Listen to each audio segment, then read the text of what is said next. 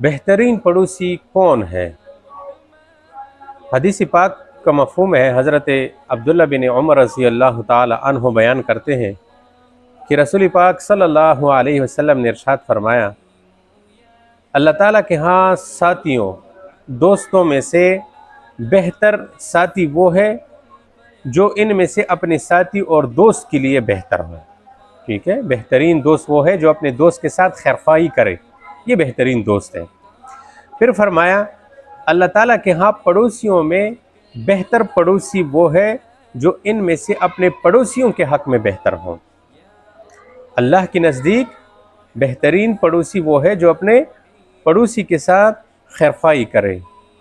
یہ بات یاد رکھو، اچھا پڑوسی ہونا بھی یہ خوش نصیبی کی بات ہے۔